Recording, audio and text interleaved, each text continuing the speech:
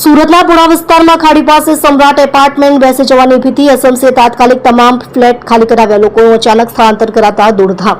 સુરતના પુણા વિસ્તારની અંદર સમ્રાટ એપાર્ટમેન્ટના રહીશોને એકાએક જ મકાન ખાલી કરાવવામાં આવ્યા છે. ડ્રેનેજ લાઇનની કામગીરી થયા બાદ ખાડીનો એક ભાગ બેસી જતા સમ્રાટ એપાર્ટમેન્ટ નમી જાય તેમ હોવાનું કહીને એસએમસીની દબાણ શાખાએ અચાનક જ સમ્રાટ એપાર્ટમેન્ટ પર પહોંચી ફ્લેટને બંધ કરાવવાનું શરૂ કરી લોકોને મકાનમાંથી બહાર કાઢવામાં આવ્યા હતા. ત્યારે કેટલાક લોકોને કોમ્યુનિટીમાં શિફ્ટ કરાયા હતા તો અન્ય લોકો પોતાના ફ્લેટ ખાલી કરીને પોતાના નજીકના સંબંધીઓના ઘરે પહોંચ્યા હતા.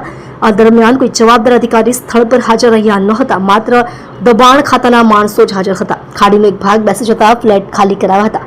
સમ્રાટ એપાર્ટમેન્ટથી અશોક વાટિકાથી સહયોગ સોસાયટી તરફનો ડ્રેનેજ લાઇન નાખવામાં આવી હતી. ડ્રેનેજ લાઇનની ઊંડાઈ 20 થી 22 ફૂટ હતી.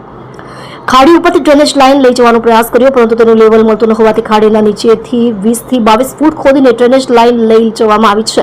ખાડીના જે બીમ હતા તે જેસીબીથી ખોદી નાખવામાં આવ્યા અને નીચેથી પાઇપલાઇન નાખવામાં આવી હતી, જેથી ખાડીનો એક સાઈડનો ભાગ હતો તે એકાએક બેસી ગયો હતો. કોર્પોરેશન દ્વારા ત્યાં ખાડી ઉપર જે જગ્યા બેસી ગઈ હતી ત્યાં પુરાણ કરીને કપચી વગેરે નાખી તાત્કાલિક પુરાણ કામ કર્યું હતું. 15 થી 20 લોકોને કોમ્યુનિટી હોલમાં શિફ્ટ કરાયા. જોકે ડ્રેનેજ લાઇનની કામગીરી બાદ ખાડીનો એક ભાગ બેસી જવાથી એસએમસીની દબાણ શાખાએ તાત્કાલિક ધોરણે સમ્રાટ એપાર્ટમેન્ટ પહોંચી ફ્લેટને બંધ કરાવવાનું શરૂ કરી દીધું હતું. નાના બાળકો અને મહિલાઓ સાથે 10 પરિવારોના અંદાજે 40 થી 50 લોકોને મકાનમાંથી બહાર કાઢવામાં આવ્યા હતા, જેમાંથી 15 થી 20 લોકોને કોમ્યુનિટી હોલમાં શિફ્ટ કરાયા હતા. જ્યારે અન્ય લોકો પોતાના ફ્લેટ ખાલી કરીને પોતાના નજીકના સંબંધીઓના ઘરે પહોંચ્યા હતા.